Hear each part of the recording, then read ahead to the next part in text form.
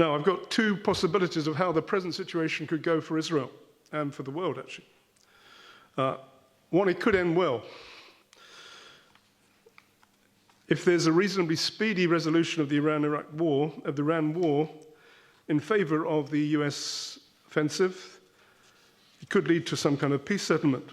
It could lead to a government coming into power which accepts the premises of the war, that there'll be no more nuclear bomb, no more missile production, stop supplying their proxies, don't crack down on the protesters, and allow the regime to change into something which will be more sympathetic. In which case the major dictatorial powers, Russia and China and Iran, will be put down, and already countries are moving out of their influence back to the US influence, happening in Venezuela, Cuba, and we see things happening which are bringing this regime down a bit. And out of that arises the man of peace, the Antichrist. When they say peace and safety, then sudden destruction comes.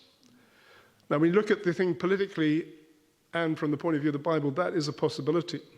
That out of this comes something which then says, okay, Israel, our main enemy has now been bound and they can't fire missiles at us anymore. So let's go and let's take a risk on this peace settlement. And there are people in Saudi Arabia who want to do that, and the Gulf Arabs who say, okay, well, let's make this peace agreement with Israel. America wants to do that. And there is a kind of world government program which will bring some kind of a peace program, which will bring about a new reconciliation between East and West, which will bring down some of these antichrist forces like Russia and China and Iran, and put things in favor of the Western alliance. Is it going to happen? It's possible. The other possibility is the more negative one, that it ends badly with this total world economic crisis, even environmental disasters taking place, and the world blames Israel and moves pretty closely towards a coming against Israel in what could be the war of Gog and Magog, Ezekiel 38, as powers from Turkey, Russia, Iran come down into the Middle East, in through Syria, into Israel, in the war of Gog and Magog. I think that the war of Gog and Magog is actually some way off. That's my own feeling. It's not going to happen immediately. I think there will be some kind of a peace in the meantime. But I'm not prophesying that. I'm just saying that that is a possibility. We've got to be ready for both options. Obviously, in one level, from our point of view, we'd much rather see peace than war.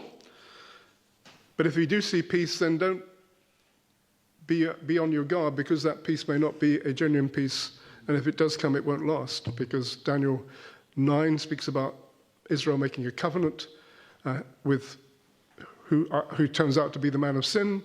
And that covenant breaks down halfway through and leads to the abomination of desolation, and then the final conflict of Armageddon, which brings back Jesus, the Messiah.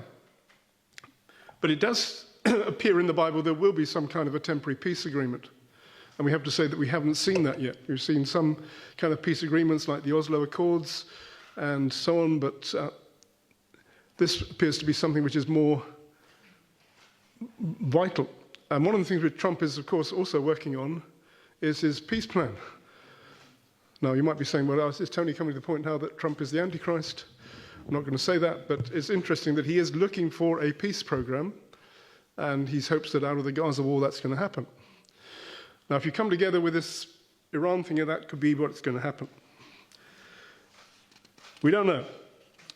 But these are possibilities. I'm throwing out a few possibilities for you here.